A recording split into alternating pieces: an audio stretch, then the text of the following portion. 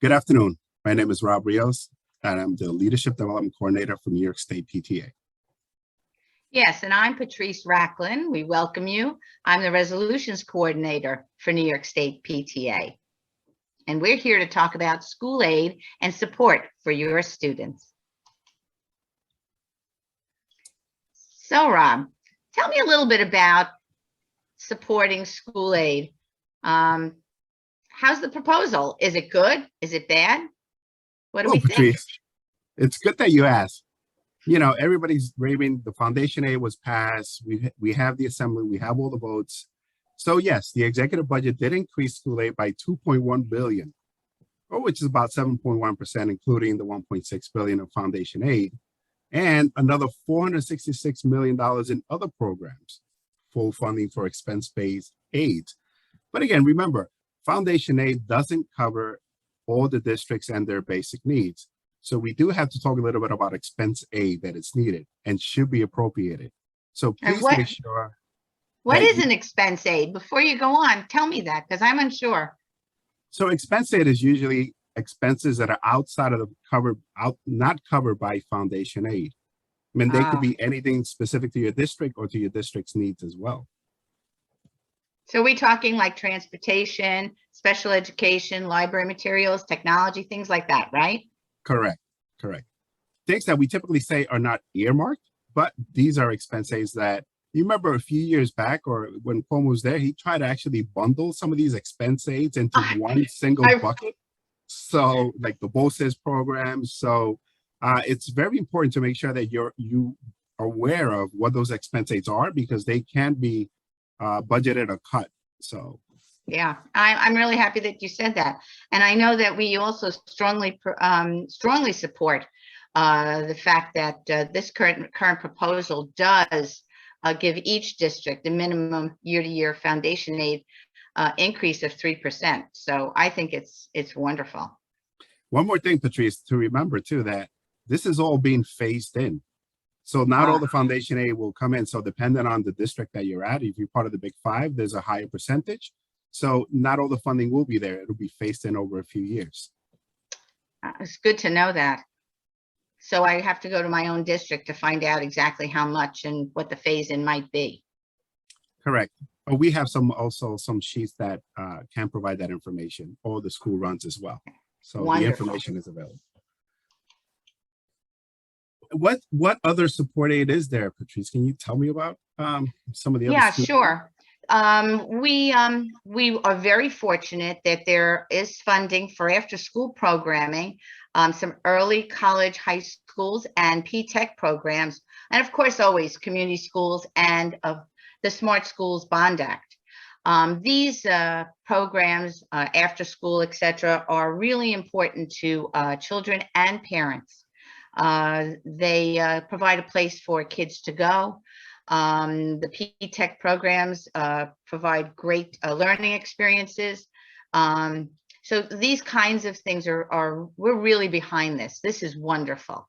Also, one great thing is there is a 11% increase for the special act schools. And for those of you who are not sure exactly what that is, Special Act Public School is one that educates students from usually poor zip code areas in New York State. And those children usually will have learning challenges that will require much smaller classes, intensive counseling, and guidance. These schools serve students who are unable to attend community schools, usually due to disabilities, illness, behavioral challenges. So it's really important that the money that's being put there is increased. This is integral to such an important population in our schools. I'm really happy about that. That's great information, Patrice. I'd never heard of special act schools, and I'm glad you went through the details of it. That is important to know. Yeah. Another thing is this proposal supports building and transportation aid penalty forgiveness. That's something which allows school districts, if they made a mistake on their paperwork and there's an error in it, they will not be penalized. So it's kind of a really nice thing. We're not going to have a lot of fines and things rolling forward. They're just going to forgive them and move forward square one. So that's a really good thing. So I'm happy about that. I'm glad we support that, Patrice, because I was out when I looked at this, I was like, do we make that many errors? And then do we need forgiveness for it? But again, well, unfortunately, sometimes a decimal point can make a big error. So I'm kind of happy that that's there. I love that forgiveness program. great to know. Now, what is it? What are the other opportunities for a legislator? What bills are we supporting? Well, of course, we are interested in everything pre-K. Some districts have pre-K and some huge push to do universal pre-K. And this executive budget, which we are full support of, includes that $952 million to support public pre-kindergarten programs. We are going to be looking to the legislature for an increase. That's one of our asks. We would love an increase in funding for high quality school-based pre-Ks. You know, all children should be able to access high quality pre-K. It's something that's so important in today's world to get them off on the right foot. That's good to know. And I know there's a lot of, there has been a lot of momentum for funding of pre-K because it does academically show a difference and an improvement. And specifically because of these last few years with the pandemic, I think that's critical. So it's universal pre-K should be funded all the way across. So that is a great ask. Yes, I agree. What about childcare? I mean, my kids are grown, but what about you, Rob? Childcare. Between the two that are in elementary and middle school and the one that's going to college next year, this is really significant. You know, not all the parents have the ability to work from home. And so, right, the childcare and having the kids attend school is very important. And as we know, childcare is expensive. I mean, you almost have to have a second job to pay for childcare alone. So again, this is a good opportunity to add some funding to allow the adults and parents to get back into the workforce, you know, and let the children go to school. And if they're home, that we can provide for them as well. So again, this is one that has surfaced significantly over the last few years because of the pandemic, and we've seen a gap.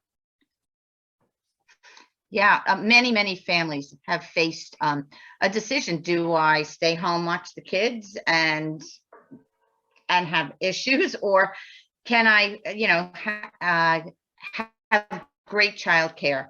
And the fact that there will be increased subsidies and grants for families, which will really give much more access to many more people. I think that's really important.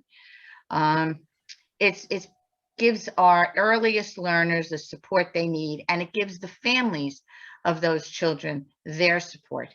There's nothing to be said more than this is our future, and we really need to invest in it. So I do really think it's a really important ask.